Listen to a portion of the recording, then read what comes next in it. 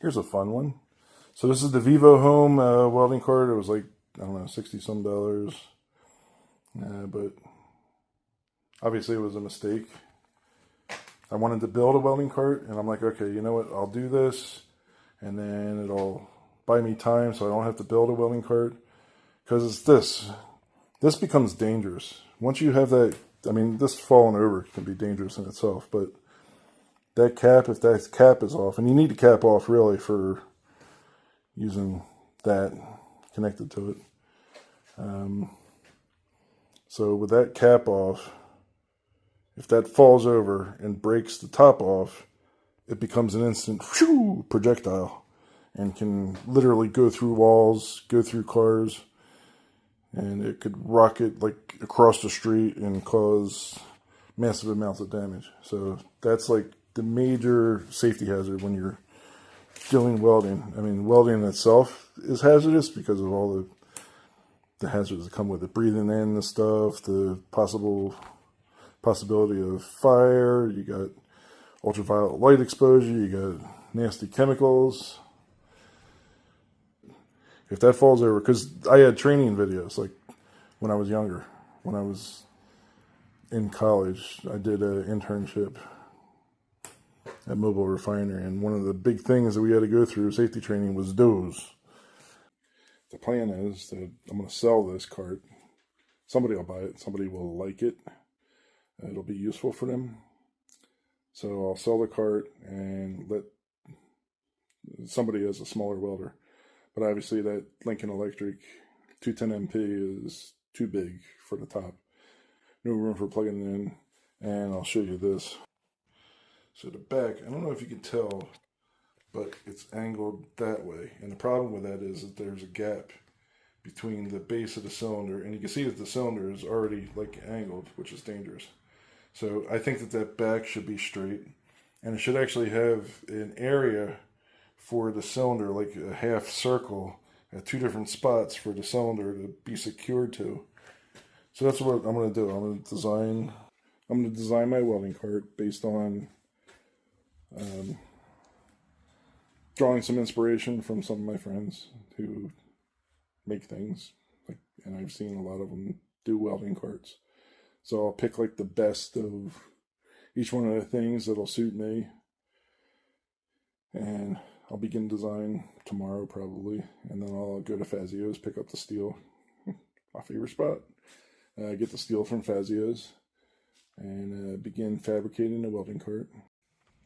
Alright, I picked up the steel. I got 6 pieces of 1.5" by 0.083 wall thickness, 6 foot length. And then I got a couple smaller pieces. I think they might be right there. Yeah, right there. So they're 3/4 inch, 0.1 inch, I think, wall thickness.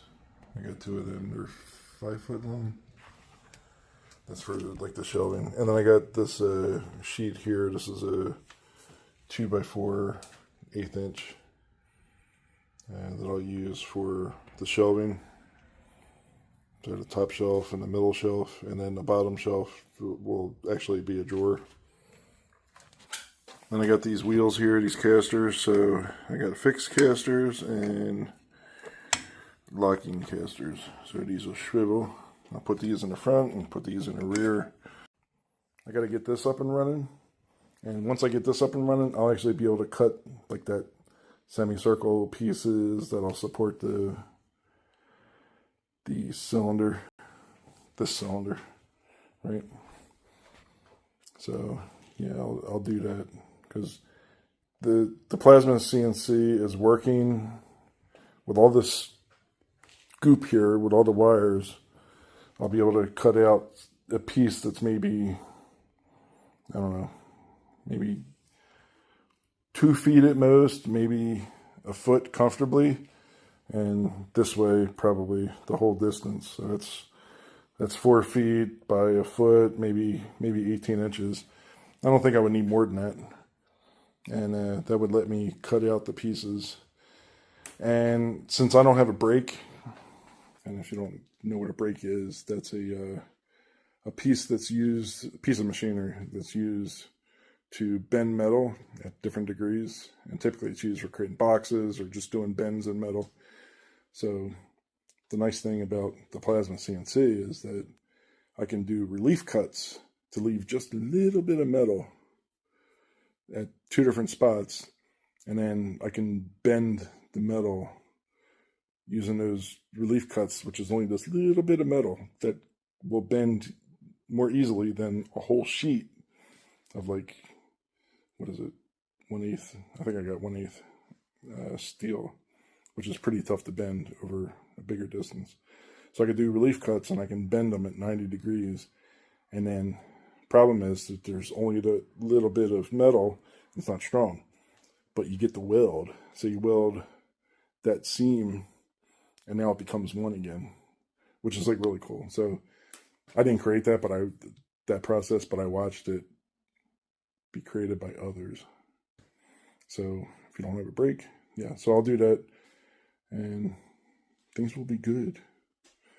So yeah, try to save a little bit of money and end up spending more money, which has always been my thing. Spend more money and buy the thing so you don't need to buy the thing twice because you bought something cheap, and then you would end up having to buy the good thing anyway, which is the reason why I bought this welder. I bought this welder because it's a beast.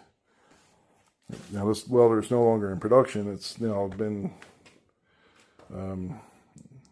deprecated, obsoleted by the 215 MP. But this welder still is good. Good, yes. That welder is still good. It's a beast. So I measured the distance from about a little bit more than here to the front of that. So I need 2 feet for this Lincoln Electric 210 MP. And then this is like 11 inches wide, but I'm going to make it, I think, 2 feet wide. This is 8 inches from the back of here to the back of that. So I might make it just slightly bigger because I need to have an area where I'm going to have that cutout, that semicircle cutout that I told you. But I'll be able to fit 2 of these side by side. So I said that it was 8 inches about. So if we do 10, yeah, so it's actually 7. Looks like it's 7 inches. You know, I started measuring my equipment. Like I need a spot for, this is my welding helmet. So we got that. That's 11 inches. It's 11 by 11 inches, this box. Alright, so I designed my cart. Very simple. This is just the basics, and I can add to it later, like add to the exterior. This will be the drawer area in the bottom. It's got a shelf, so that shelf is fits in between these uprights here. And so we got 32 inches from front to back, and these are all miter joints, and it is 20 inches wide. And then, so this is the steel I got, so I need 3 more. So I calculated how much I need on my measurements, and I might be able to optimize it a little bit more, but assuming that I don't do that, I bought 6 of these 1.5 inch square tubes. So you can see it's 1.5 inch by 0.1 wall. I thought I got 0.083. So 0.1 wall, and it is $12.90 a piece, so that was $77. So I need to get 3 more. So, and the total was $127, and that's not including the casters. So then we got a steel sheet. I got a 1/8 inch steel sheet, and that was $31. And I got 2 pieces of this 3/4 by 3/4 16 gauge steel that's going to be for the shelves.